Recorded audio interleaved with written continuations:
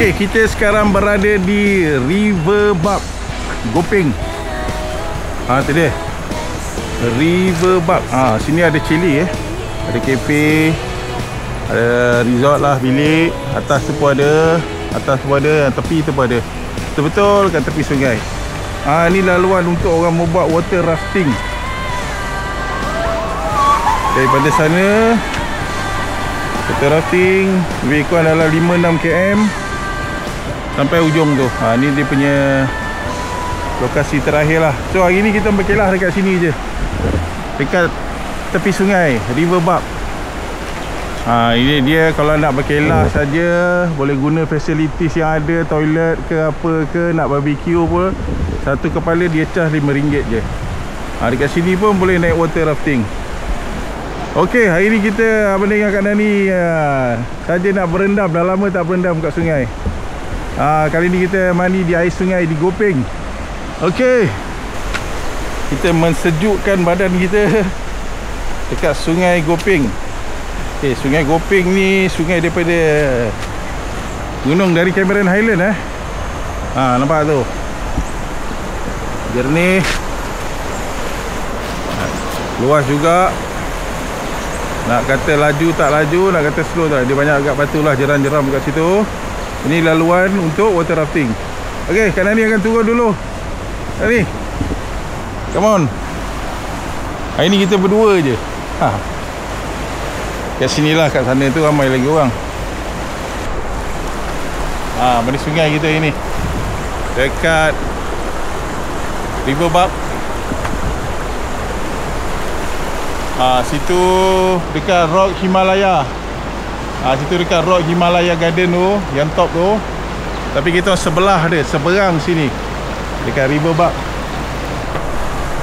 Okey lah, ini laluan untuk orang berwater rafting. Okey, kita akan berendam dulu di apa ni, kampung apa ni? Kampung apa Dia ada kampung tadi. Jangan sekapa, Jorongos. Okey lah, air sungai dia pun okey, besar jugalah. Air pun tarik lah. Kita saja nak pilih tengah hari sikit, pukul 11 lebih. Sebab tak nak sejuk kalau pagi. So tengah hari ni kan, tengah panas-panas ni, mandi air terjun, mandi sungai, sedap lah. Okey, kita sambung lagi.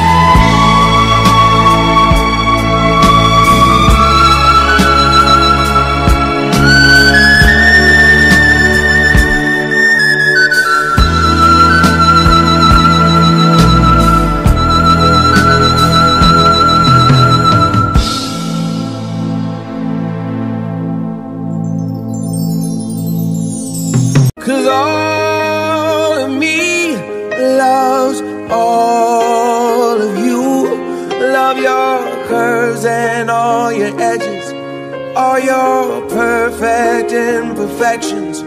Give your all to me, I'll give my all to you. You're my end and my beginning. Even when I lose, I'm winning. Setelah puas berendam selama 1 jam, kita orang sedang menunggu next activity. Apa ni? Water rafting. Kita akan water rafting kat situ dan habis kat sini. Habis kat sana kot. Sebenarnya dia jauh lagi lah. Katanya 5-6 km lagi ke sana, dekat dia punya hulu sungai dia. So kita berdua ni tengah tunggulah pukul 2 aktiviti seterusnya. Tapi rasanya water rafting ni tak boleh rekod kot, sebab saya nak kena pegang betul-betul dia punya tu. Okay, Nani, ada apa-apa tempat ni lagi tak? Tempat ni memang best, wajib datang tau. Dia ada chalet, dia ada resort, ada beberapa bilik untuk family kat atas tu. Tu apa tu? River Park. Booking awal, you all booking.